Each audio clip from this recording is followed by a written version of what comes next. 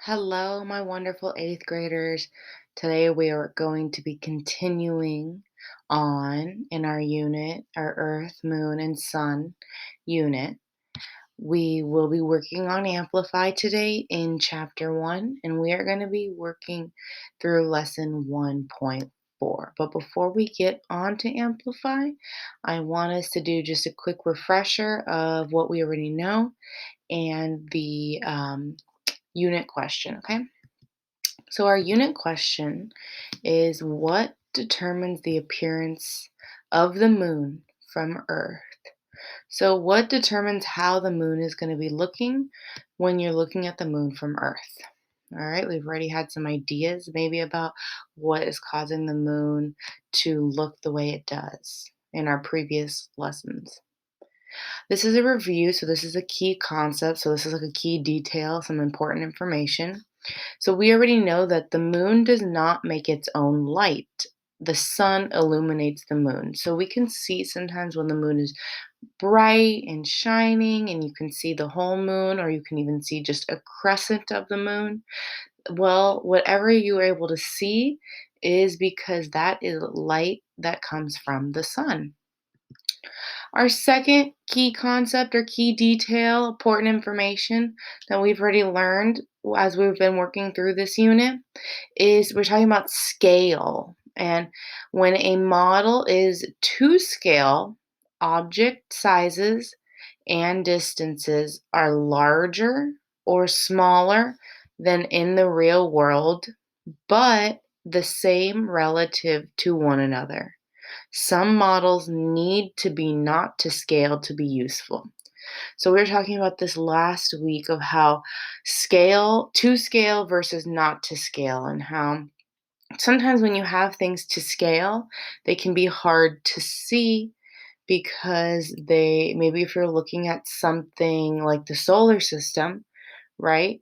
There's no way that you could accurately show how far apart each of the planets or the objects are and show their size. So it's a balance between making a model to scale so that you can actually see the distances or the sizes, or making it not to scale so that you can just kind of use it for the information that you're looking for.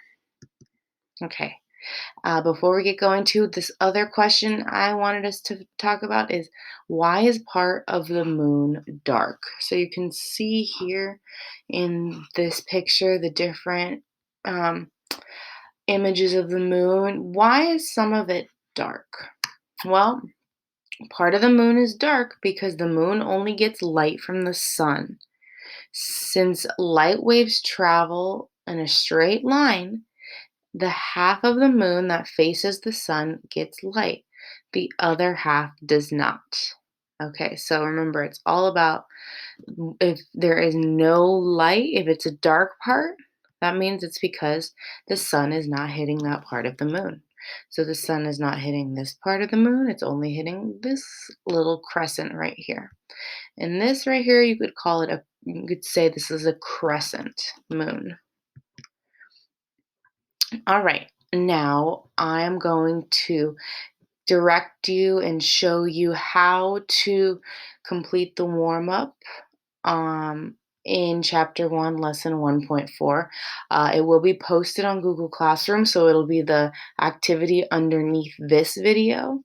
Once you're done with your warm up, then you go to the video after the warm up. So before we do that, though, I'm gonna get out of this PowerPoint and I'm going to get to Amplify Curriculum. I already have this up and open. Most of you are probably going to have to get there and open it. Your warm up. So you're going to scroll down. I'm showing you what it's going to look like. It says light and dark on the moon.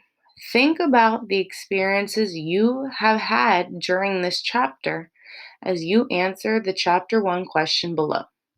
You will get a chance to revise your answer later in the lesson. So you're going to answer the question that this is our chapter question. Remember, we've been building knowledge so that we can be able to answer these questions. So we're looking at this image, okay, from a very familiar picture. You see that there is you can see that the moon is lit up here. You can see that the moon is not lit up on this side. Tell me why is there a border between light and dark on the moon? So why is there this dividing point? What is causing it? Why? Tell me in your own words. Okay? You're going to tell me, you're going to type it in the box, and then the box will light up. You could say, I think there is a border between light and dark on the moon because there's a sentence starter for you to use. You're going to finish it, and then you'll hit hand in. Stop there. Do not go on to number 2. I'm pointing right here. I'm circling it. Do not go on to activity number 2. You're going to need to watch the direction video before you get started on that activity. Okay? Good luck with your warm up. You will be hearing from me shortly.